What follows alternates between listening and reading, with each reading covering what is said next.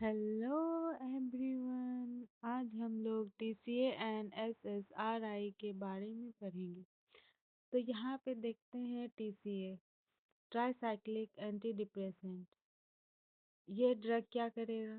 NA या 5-HT मतलब serotonin को बढ़ाएगा। इन दोनों के अमाउंट को बढ़ाएंगे। अब यहाँ पे क्या साइड इफेक्ट आएगा? यहाँ पे क्या है, नॉर एड्रीनलिन भी इंक्रीज होता है। तो नॉर एड्रीनलिन क्या करेगा? सिंपैथेटिक नर्वस सिस्टम के एक्टिविटी को इंक्रीज करेगा। तो सिंपैथेटिक नर्वस सिस्टम का जो भी वर्क होगा उसका बहुत ही ज़्यादा इंक्रीज हो जाएगा। तो इसमें क्या होगा? हार्ट रेट इंक्रीज हो जाएगा। हार्ट रेट जब इंक्रीज हो जाएगा तो क्या करेंगे? टीसीए देने से पहले हम ईसीजी मॉनिटर करेंगे।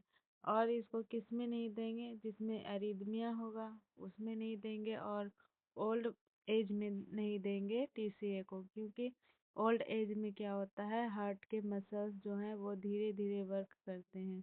अगर हम लोग टीसीए देंगे तो क्या होगा? सिंपैथेटिक नर्वस सिस्टम इंक्रीज हो जाएगा, और उसके कारण क्या हो जाएगा? हार्ट का मसल्स जल्दी जल्दी काम करना शुरू कर देगा।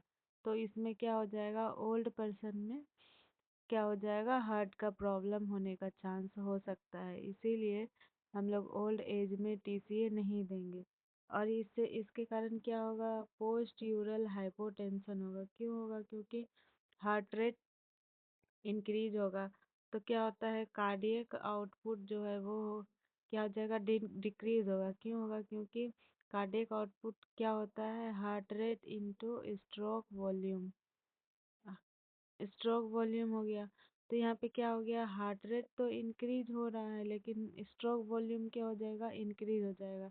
स्ट्रोक वॉल्यूम वो होता है जो हार्ट एक बार में पंप करके जितना अमाउंट में ब्लड आउटपुट करे। तो मतलब जब हार्ट अच्छे से अगर कॉन्ट्रैक्ट ही नहीं कर पाएगा तो ब्लड का पंप अच्छे से हो ही नहीं पाएगा, तो स्ट्रोक वॉल्यूम क्या हो जाएगा? कम हो जाएगा। तो ओवरऑल क्या होता है? कार्डियक आउटपुट डिक्रीज हो जाता है। जब कार्डियक आउटपुट डिक्रीज होगा तो क्या हो जाएगा? बीपी भी क्या हो जाएगा? डिक्रीज हो जाएगा। तो उसके कारण क्या होता है? Postural hypotension. अब इसमें क्या होगा? सिंपैथेटिक नर्वस सिस्टम के कारण क्या हो जाएगा?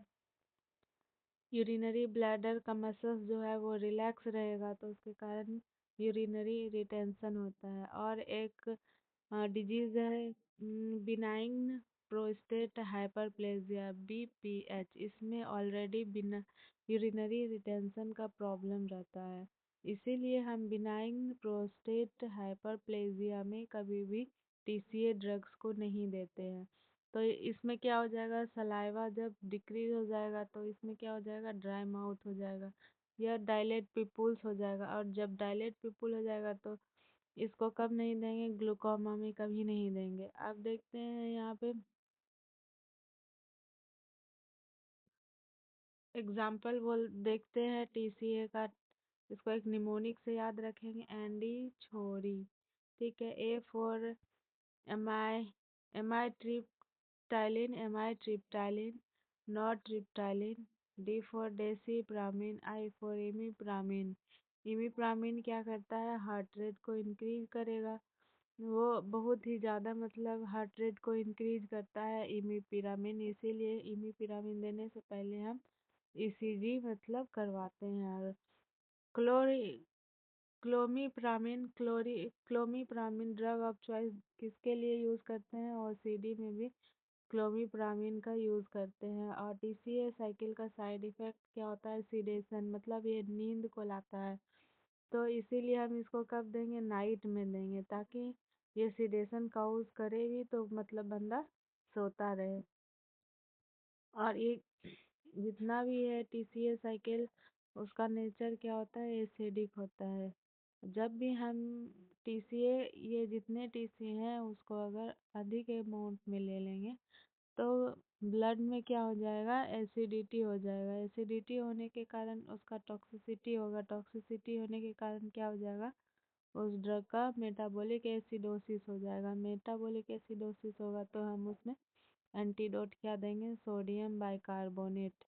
सोडियम बाइकार्बोनेट देंगे। अब तो यहाँ पे क्या टीसीए जब यूज़ कर रहे हैं तो वहाँ पे क्या हो जाएगा, सिंपैथेटिक नर्वस सिस्टम भी क्या हो जाएगा, इंक्रीज रहता है। तो वहाँ पे हम सिंपैथेटिक नर्वस सिस्टम को डिक्रीज करने के लिए क्या देंगे, कॉलिनर्जिक्स देंगे। कॉलिनर्जिक्स क्या करेगा, एसीएच को इंक्रीज करेगा और पैरासिम्पैथेटिक नर्वस सिस्टम को इंक्रीज करेगा। तो ये क्या है, कॉलिनर्जिक्स फाइसोस्टिग्मिंग, मतलब हम इसमें टीसीए का एसिडोसिस में क्या करेंगे, उसका एंटीडोट बाइकार्बोनेट प्लस प्लस फाइसोस्टिग्मिन देंगे। अब देखते हैं कि drug of choice for enuresis में क्या देते हैं। सबसे पहले तो एन्यूरेसिस में treatment of choice alarm therapy रहता है, जिसमें कि डायपर में सेंसर लगा हुआ रहता है। जैसे वाटर का ड्रॉप उसमें गिरता है जाता है तो उसमें क्या होता है, अलार्म बजने लगता है। लेकिन इसमें ड्रग ऑफ चॉइस क्या देते हैं, डेस्मोप्रेसिन और इमिप्रामिन। इमिप्रामिन क्या करेगा, जाके ब्रेन पे भी इफेक्ट करेगा, इसीलिए इमिप्रामिन मोस्टली हम नहीं देते हैं। तो किसको मोस्टली यूज में लाएंगे, डेस्मोप्रेसिन को। अब देखते हैं SSRI, selective serotonin reuptake inhibitor. ये क्या करेगा, सिर्फ सेरोटोनिन को इंक्रीज करेगा। तो ड्रग ऑफ चॉइस फॉर क्या है, डिप्रेशन है और न्यूरोसिस। न्यूरोसिस उसको बोलते हैं जिसमें एंजाइटी प्रेजेंट रहता है। न्यूरोसिस में कौन से डिजीज आते हैं, ओसीडी, फोबिया, पीटीएसडी और एंजाइटी। अब इसका मोस्ट कॉमन साइड इफेक्ट क्या है, नोजिया एंड वोमिटिंग। इसके कारण डायरिया भी हो सकता है और एंजाइटी भी हो सकता है। ये एंजाइटी जब इसके कारण इंक्रीज होगा तो क्या करें, कौन सा ड्रग देंगे, बेंजोडाइजे। अगर ये एंजाइटी काउज करेगा तो इसमें क्या देंगे हम लोग, एंजाइटी के लिए हम बेंजोडाइजेपाइन देंगे। अब देखते हैं कि इसका एसएसआरआई का क्या देंगे। एसएसआरआई में एग्जांपल है ड्रग्स का, इसका निमोनिक से याद रखेंगे। सीता के सर पर फ्लू सवार हो गया, तो सीता में सीतालोब्रम से सेट्रालिन या पारोक्सेटिन और फ्लुक्सेटिन। ये क्या है, फ्लुक्सेटिन लॉन्गेस्ट एक्टिंग ड्रग है, इसीलिए लॉन्गेस्ट एक्टिंग ड्रग है, इसीलिए बेस्ट एक्टिविटी इसका होता है। ठीक है, इसीलिए ये क्या है, बेस्ट ड्रग है। एसएसआरआई का ड्रग ऑफ चॉइस यही है। ठीक है, पेरोक्सेटिन का क्या, इरेक्टाइल डिसफंक्शन साइड इफेक्ट है। और एसएसआरआई का क्या होता है साइड इफेक्ट, इंसोम्निया, मतलब ये नींद को उड़ाने वाला ड्रग होता है, इसीलिए इसको कब देंगे, मॉर्निंग में देंगे।